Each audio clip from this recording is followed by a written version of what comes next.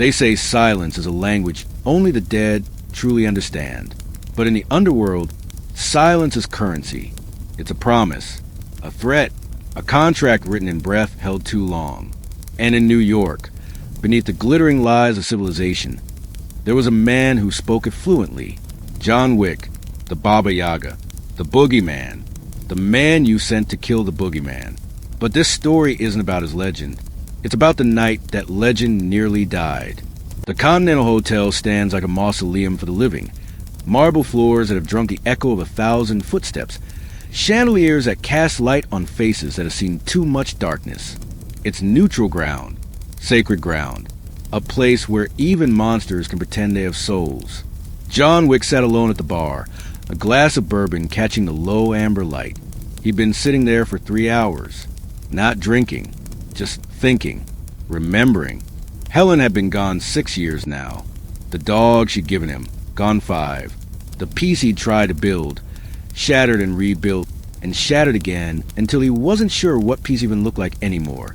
He'd done the impossible, earned his freedom from the high table, killed his way to the top and back down again, left body stacked like cordwood from New York to Osaka. And yet here he sat, still breathing, still bleeding, still wondering if any of it meant anything at all. The bartender, Adler, who'd worked the Continental for 30 years, placed a black envelope on the bar without a word. John stared at it. No seal, no marking, just his name written in handwriting he recognized immediately. Winston. He opened it. Inside, a single photograph and 3 words. She's still alive. The woman in the photograph was Elena Ruska, his first partner. The woman who'd trained alongside him in Belarus, who'd bled with him, killed with him, loved him before he even understood what love was.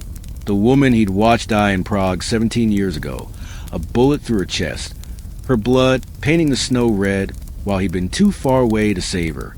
But the photograph was dated 3 days ago. John's hand trembled, just slightly, just enough. Winston sat in his office, fingers steepled, watching John with those calculating eyes that had witnessed empires crumble. She was working deep cover, Winston explained. The director's operation. The high table never knew.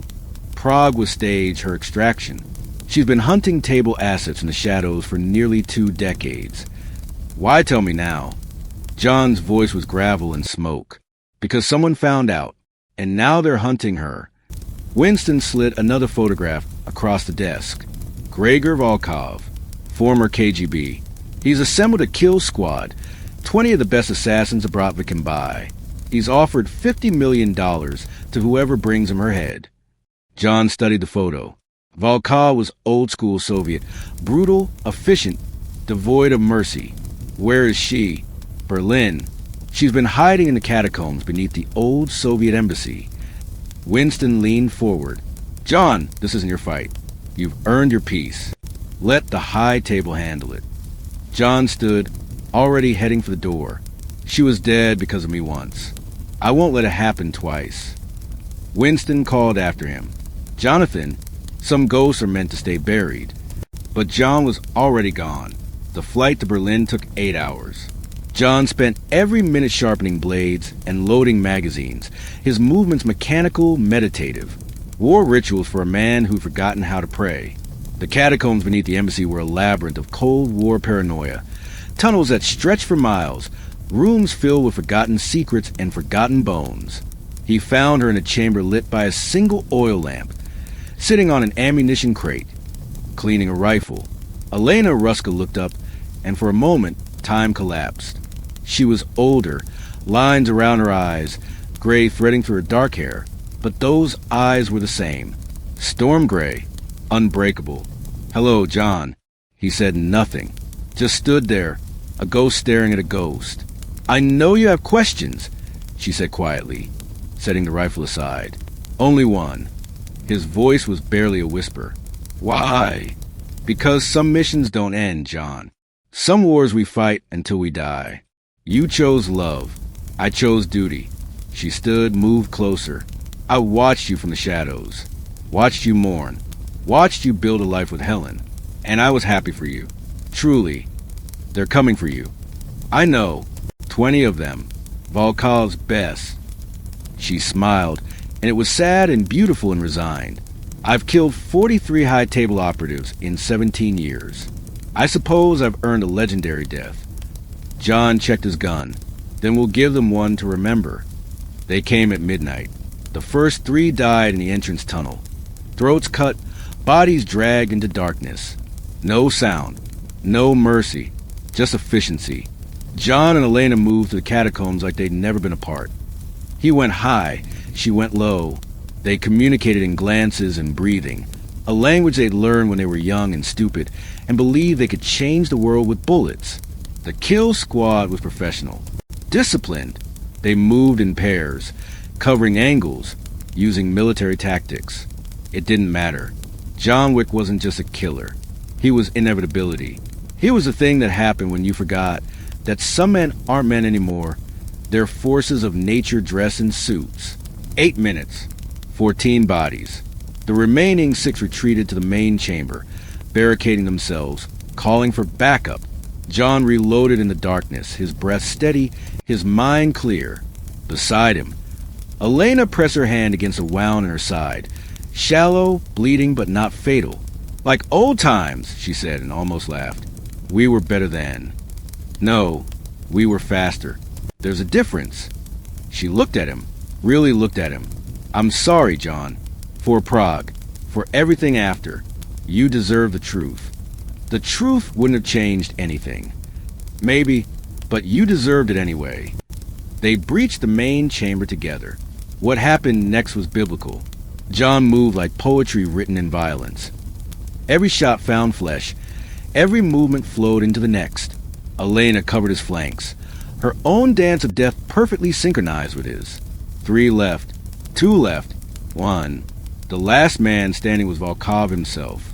He'd watched his entire squad die in less than 20 minutes, and now he stood with his back against a wall. Gun empty. Eyes wide with the realization that legends are real and they bleed you dry. John pressed his gun against Volkov's forehead. Wait! The Russian gasped. The table, they'll pay you triple. Quadruple. Name your price. I don't have a price anymore. John pulled the trigger. They emerged from the catacombs as dawn broke over Berlin. 2 ghosts painted in cordite and blood.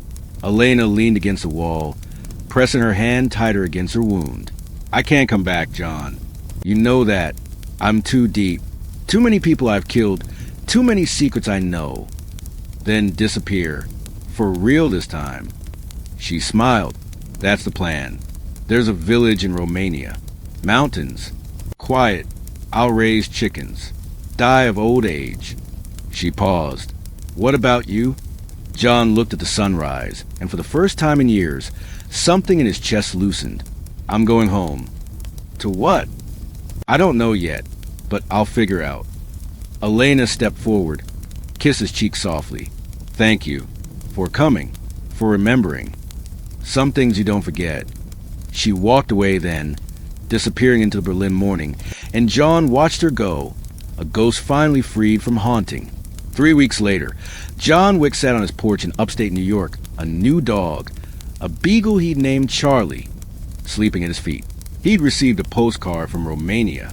No words, just a picture of mountains and a small farm. He smiled, actually smiled, because he'd learned something in those Berlin catacombs. Something that took him decades of killing to understand. The dead don't need avenging. They need remembering. And the living, the ones still bleeding, still breathing, still fighting, they need saving. Not from the world. From themselves. John Wick poured himself a bourbon. This time he drank it, and in the silence of his porch, surrounded by trees and wind and the soft breathing of a dog who trusted him completely, he finally understood what Helen had tried to teach him. That peace isn't something you earn. It's something you choose. Every single day. Even when the world won't let you forget what you've done. Especially then.